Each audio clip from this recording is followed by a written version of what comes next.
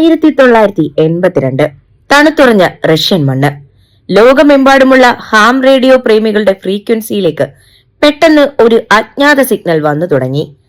4625 kilo hertz എന്ന ഫ്രീക്വൻസിയിൽ 1 മിനിറ്റിൽ 25 തവണ മുഴങ്ങുന്ന, കേൾക്കുമ്പോൾ തന്നെ ഭയം തോന്നുന്ന ഒരു ബസർ ശബ്ദം. ദിവസവും 24 മണിക്കൂറും ആഴ്ചയിൽ 7 ദിവസവും അറ്റമില്ലാതെ ഈ ശബ്ദം വന്നുകൊണ്ടേയിരുന്നു. ആരും അധികം ശ്രദ്ധിക്കാതിരുന്ന ആ സിഗ്നലിൽ 1997 പെട്ടെന്ന് ആ ശബ്ദം വന്നു. അതിനുശേഷം റേഡിയോയിൽ നിന്ന് കേട്ടത് ഒരു മനുഷ്യന്റെ വിറയ്ക്കുന്ന റഷ്യൻ ഭാഷയിലുള്ള സന്ദേശമായിരുന്നു.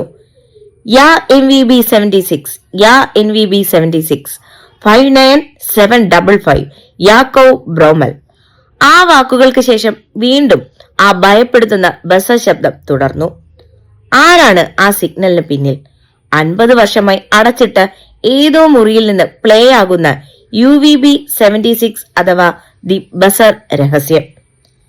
വർഷങ്ങളോളം ഈ ശബ്ദം എവിടെ നിന്നാണ് വരുന്നതെന്ന് കണ്ടെത്താൻ ലോകത്തിലെ ഇൻവെസ്റ്റിഗേറ്റർമാർ ശ്രമിച്ചു. ഒടുവിൽ ഉപഗ്രഹങ്ങൾ വഴി അവർ ആ സ്രോതസ് കണ്ടെത്തി. റഷ്യയിലെ മോസ്കോയ്ക്കടുത്തുള്ള പോവോറോവോ എന്ന വിജനമായ ഒരു ചതുപ്പ് നിലത്തിന് നടുവിലുള്ള ഒരു പഴയ മിലിറ്ററി കെട്ടിടം.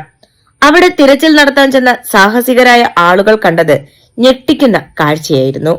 ആ കെട്ടിടം പൂർണ്ണമായും ഉപേക്ഷിക്കപ്പെട്ട നിലയിലായിരുന്നു. തണുത്തുറഞ്ഞ വെള്ളവും തകർന്ന ചുമരുകളും മാത്രം.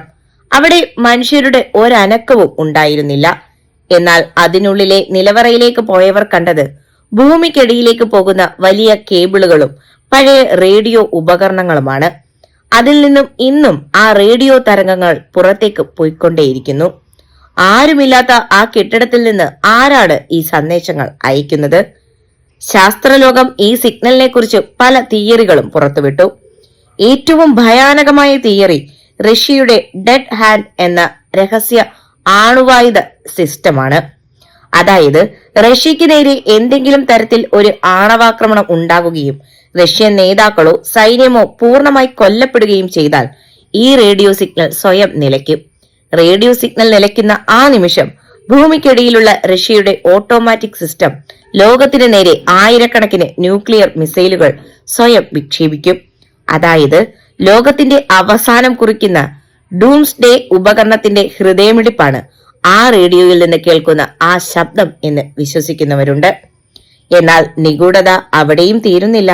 ചില പ്രത്യേക ദിവസങ്ങളിൽ ആ ബസർ ശബ്ദം പെട്ടെന്ന് നിലയ്ക്കുകയും റഷ്യൻ ഭാഷയിലുള്ള വിചിത്ര കോഡുകളും പേരുകളും അക്കങ്ങളും ആരോ ഉറക്കെ വായിക്കുകയും ചെയ്യും. ചിലപ്പോൾ പശ്ചാത്തലത്തിൽ ആളുകൾ സംസാരിക്കുന്ന ശബ്ദവും മുറിയിലെ പാത്രങ്ങൾ വീഴുന്ന ശബ്ദവും കേൾക്കാം. അതായത് കേവലം ഒരു റെക്കോർഡിംഗ് അല്ല ഇത്. ആ മുറിയിൽ ആരോ തത്സമയം ഇരിക്കുന്നുണ്ട്.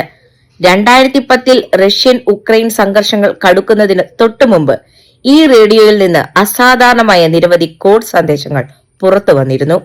ഇന്നും നിങ്ങളുടെ ഫോണിലോ റേഡിയോയിലോ 4625 കിലോ ഹെർട്സ് എന്ന് സെറ്റ് ചെയ്താൽ ആ ഭയപ്പെടുത്തുന്ന ശബ്ദം നിങ്ങൾക്ക് തത്സമയം കേൾക്കാം.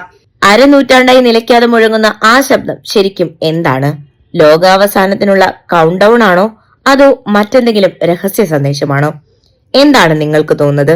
നിങ്ങളുടെ അഭിപ്രായങ്ങൾ താഴെ കമന്റായി രേഖപ്പെടുത്തൂ.